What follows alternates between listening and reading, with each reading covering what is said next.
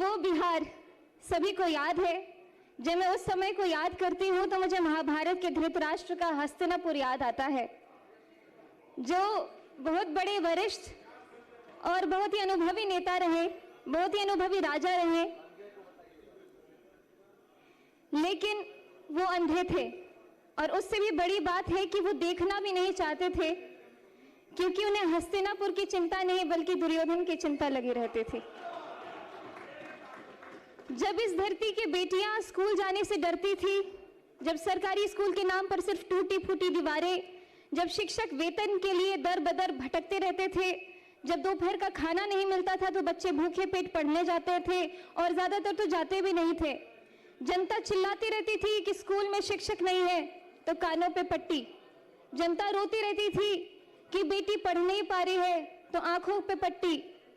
और जनता कहती रहती थी कि बिहार पिछड़ रहा है, तब भी इनका दिल नहीं पसीजा। बिहार में 2005 से पहले ऐसा ही अंधेरा था। स्कूल में ताले, पढ़ाई लिखाई नहीं, बजट आता था लेकिन बच्चों तक पहुंचता नहीं था, रिपोर्ट में विद्यालय थे लेकिन जमीन पर घास उगती रहती थी। और हमारे विपक्ष के माननीय साथी जो आज बड़े गंभीर मुद्रा में यहाँ बैठे हुए हैं, आप सभी इस दौर के साक्षी रहे हैं और ये भी कह सकती हूँ कि आप सहयोगी भी रहे हैं, लेकिन हम उन्हें दोष नहीं देते हैं। हम तो बस इतना कहना चाहते हैं कि जो बीत गई सो बात गई, लेकिन इतिहास गवाह है।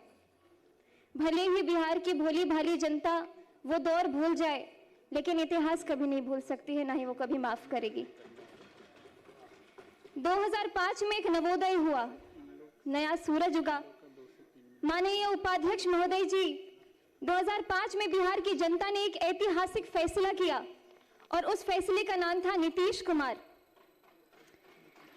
महाभारत में जब युधिष्ठिर राजगद्दी पर बैठे तो उनके राज में धर्म की स्थापना हुई, न्याय आया और प्रजा सुखी हुई। ठीक उसी तरह जब नीतीश कुमार जी ने बिहार की बागडोर संभाली तो यहाँ सुशासन आया। जब मैं यहाँ इस विधानसभा में खड़ी हूँ तो मेरे मन में एक श्लोक गूंज रहा है, तमसो मां ज्योतिर्गमय, अर्थात अंधकार से मुझे प्रकाश की ओर ले चलो।